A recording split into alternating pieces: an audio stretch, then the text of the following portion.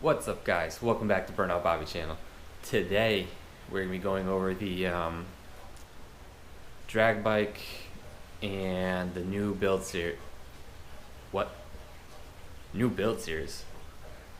I thought the drag bike is the new build series. Well, I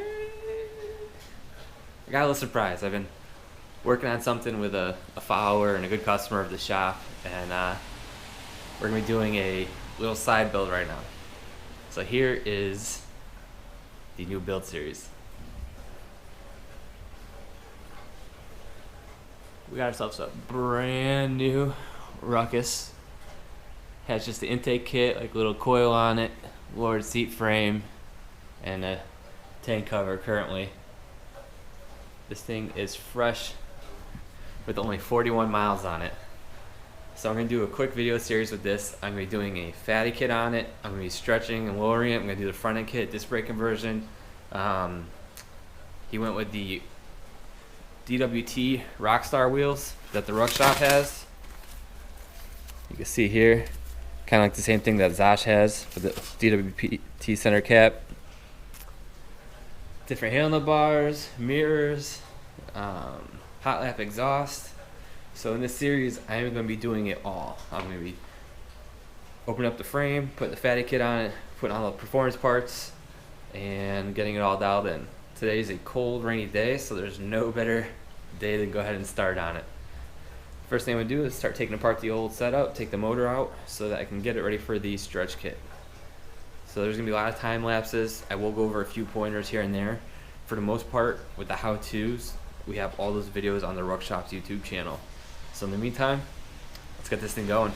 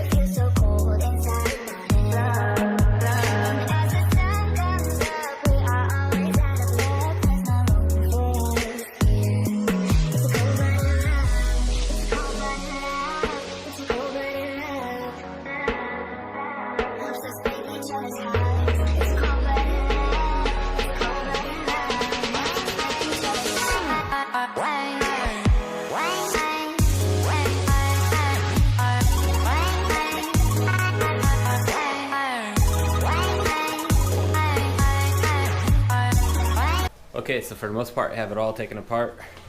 So what you do is you have to unclip everything. So you have the clip here by the carburetor. You got two of them off the carb here.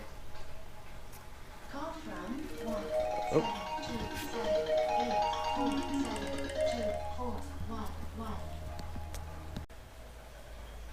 Okay, sorry for that break. That was a 911. So apparently my phone pocket dialed the emergency call thing, and I hit the hang up button, and so they had to call me back to verify all my information.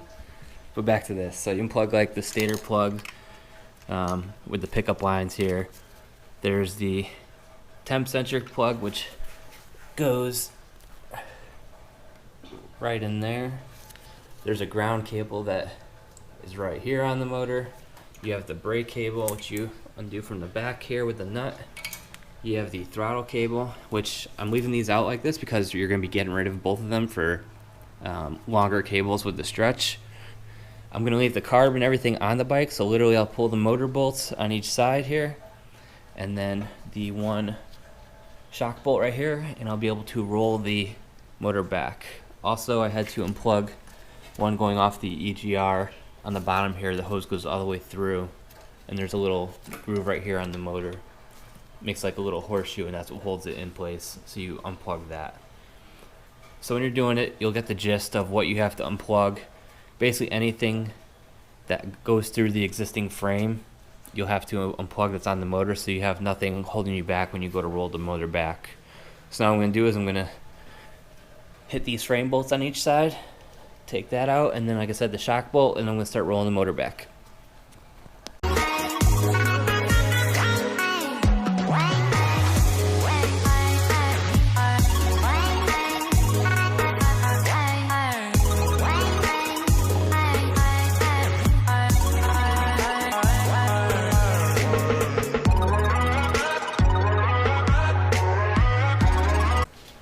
So there you have it. As you see, the motor is out. I left the wiring on there. It's very simple with just those few things that I said. You take this off, like I said, the EGR that goes in the back there. Then you have your stator plugs and the temp sensor, which technically I guess you could have left the temp sensor on. I just took it off because I was going through it real fast. But you see, we have all this off, so now what I'll be able to do is I could take the stock exhaust off. I'll be taking the shock off. I will have to take the carb off because he said he did put on the whole kit, but he didn't rejet the carburetor. But the jets are here. He did leave them with me, so I'm going to rejet the carburetor while it's off. I think he got a Plini variator. I'll put that on. I'll put the new hot lap exhaust on, the new wheel, and yeah, I think he said he had a variator. So I'll put that on. Once that's all on, I'm going to leave it on the center stand for the time being, because it actually works as a really good engine mount. And after I finish all that, I'm going to move over to the frame here, and kind of like in the Ruckshop's video, you're going to be grinding this tab right here. You're going to grind down these two tabs right here, because these two existing holes, you're going to open up to an M12. I'm sorry, M10. Open these up to M10, and on the back side, there's nuts that you'll feel with your hand. There's one on each side for the hole. You're gonna have to grind those off. And then same with back here. This tab right here, you're gonna grind down. As well as on the back side, there's another tab for this. So you're gonna be losing this ring. You're gonna be losing this ring, and then this existing I don't even know what they call these, like aluminum hole tabs. You can actually just, if you bend it back and forth enough, you can bend it right off. So I'm going to do that for that part. So I think the hardest part of this is going to be, and it's not really hard, it's just I want to be very cautious when I'm grinding these off, because I don't want to, he's not going to repowder to the frame right away. So I'm going to be very careful with cutting this down. I'm going to use a Dremel because it's a little bit more fine than my 4.5-inch cutoff wheel. Cut these off. Cut those off, do this, and then if there's any aluminum from the frame showing, I'll eventually hit it with some gloss black touch-up paint and a clear coat just to match the current powder job from Honda. So we'll get to that part right now.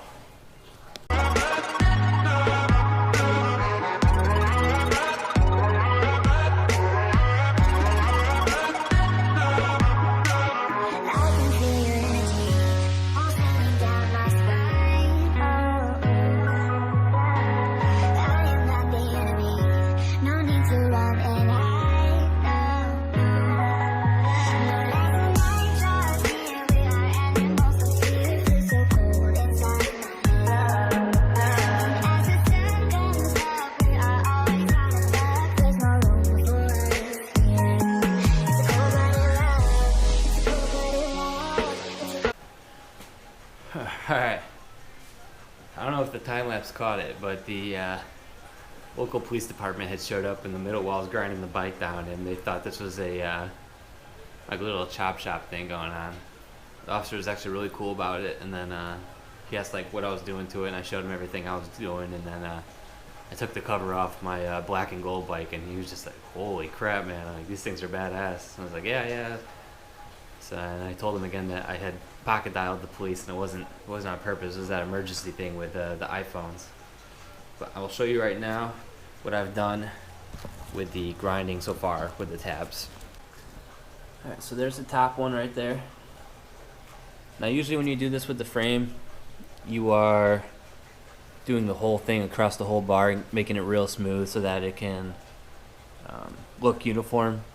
But with this one, we're not repowdering the frame, so like I said, I just caught the area where it is. It's still nice and smooth right here. I've done it frames probably, I can't even remember how many times I've done these frames, so I got a good idea of what to do and how much space to cover. So I just have to touch up this little spot with black. Technically I don't have to because the fratty mount was going to cover that right over it, but because I just don't want any like surface rust or anything, I'm going to cover it up. And then underneath here, you can see right there, grounded all that down. It's nice and flush. So now that tab and the top tab are done. I just have to move now to this existing tab that I just broke off, and then this tab and this one right here. I'm going to grind these down.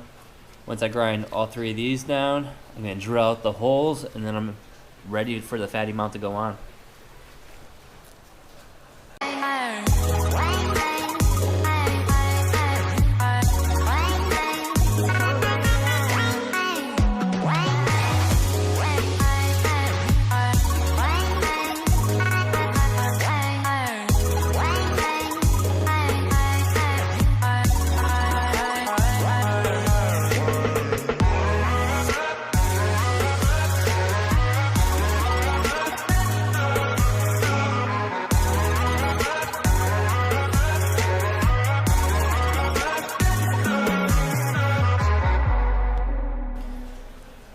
So you can see here, that bracket's down, and this bracket's down as well.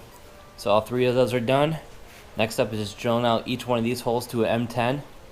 What I think I'm going to do to make it a little bit easier is I'll go through it with the M10 bit so that the bolt could fit through, and then with the nuts on the back, I used to in the past take it off with a Dremel, but it took a long time. I think if I come upwards with a thinner step-up bit, that'll get rid of the nut a lot quicker. So I might have to stop by the shop just to borrow a step-up bit. And then once that's all done and I mock everything up, make sure it all fits, then I'm going to go over this with the touch-up paint and the clear coat, cover up these the spot on top here, the one underneath, and then these three spots right here. When that's all drying, I'll make my way to the motor and start assembling all the stuff in the motor. Now, the customer didn't give me a time frame to build the bike, but I have a set goal of today is Sunday. Now that I've started it, I want to get it done and back to him by Thursday, because I have a lot going on come the following Friday and the next weekend and so on and so forth. So the whole goal is to try to get this whole build done in like 4 days tops, and that's like bleeding the front brakes, getting the wheels all done, the stretch kit on, everything. So it's gonna be a short series because I'm going to try to fit as much as I can in each video so you guys can see, and then I'll just show you guys like I am right now, just briefly going over everything, showing you what it takes to make this fatty kit work. So next thing I'm going to do is just drill out those two holes to an M10 size, and then I might have to take a quick break and go to the shop and get the step-up bit so that I can get those nuts out from underneath.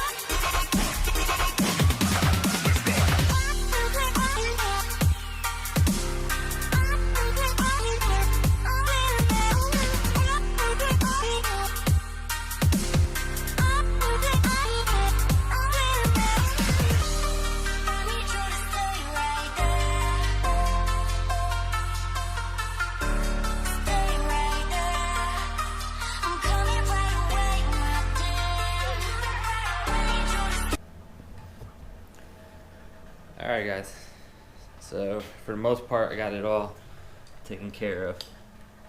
Let's see here, I got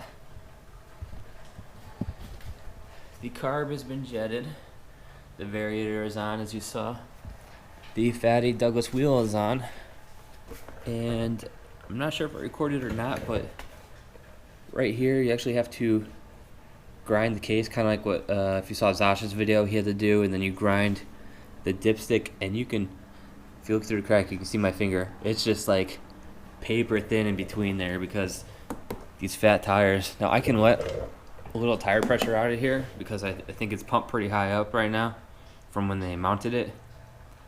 And what that'll do is I'll give it a little bit more clearance room as well.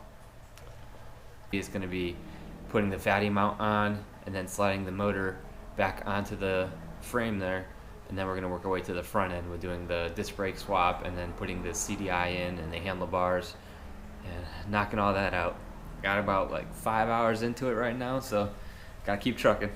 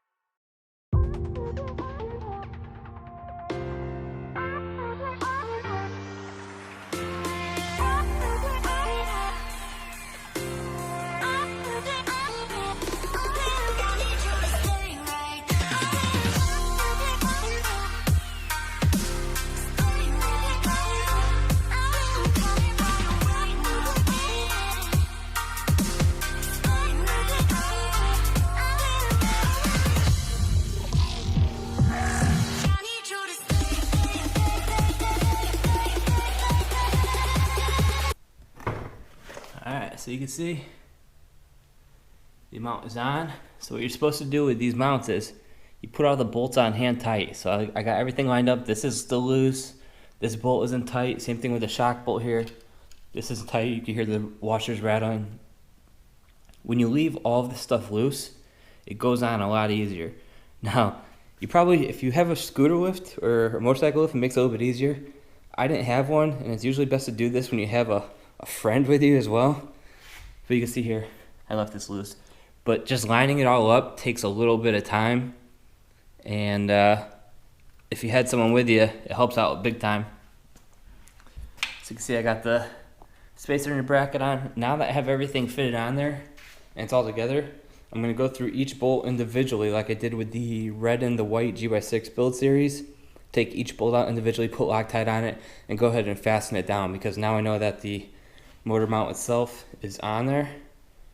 So when we come back, I'll have everything Loctited because I'm pretty sure you don't really want to see me do that, even if it was in fast forward. And then I'm going to start buttoning everything up, put the carb on, get all the hoses buttoned up for the back so that the whole back half of the bike is all put together, and we work our way to the front.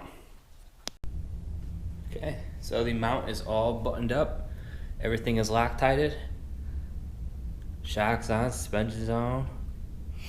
Got the wiring all done up. The only thing I'm going to do is, generally there's a coolant flow through that goes on the two barb brass fittings at the bottom of the carburetor. I got the two hoses right here, and the other one is right there. What you can do is you can go to Home Depot or Lowe's or Ace Hardware and you can get like a 3/16 barb, double-ended barb fitting, and you can use that and bypass the one that's on the carb because it really doesn't do anything on the carb. and you put that on each end of the hose. This way it makes it easier access if you are taking your carb on and off to change the jets or whatever it may be. I also put the clear fuel line on that goes through the TRS mount right there, and it comes around and over to the fuel check valve. So right now this is all buttoned up good, moving right along. Next up, I'm going to drop the front forks, or I'll probably take the handlebar off first, drop the front forks. This way I can take off the brake throttle cable.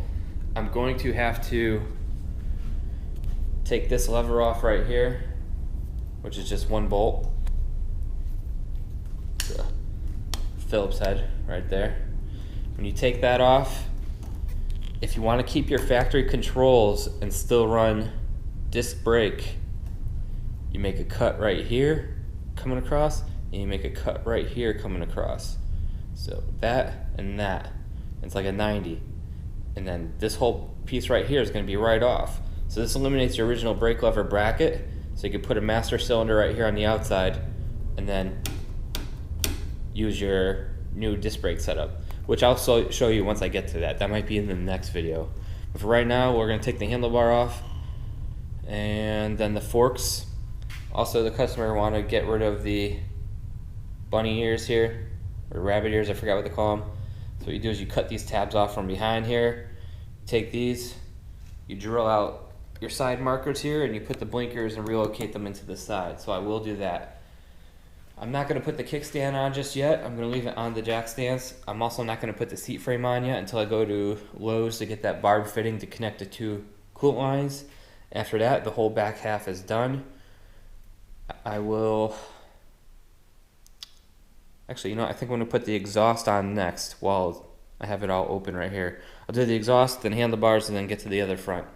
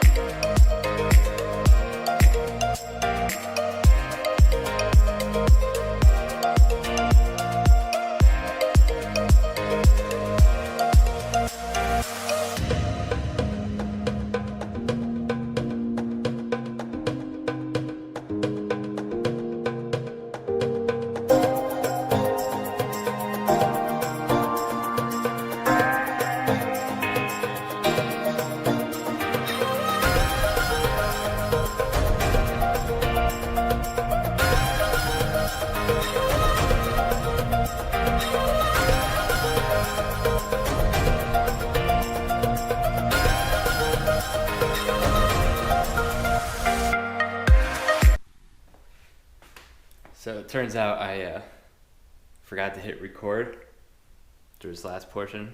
I'm sorry. I'm very sorry for this. Thought I was recording the whole time.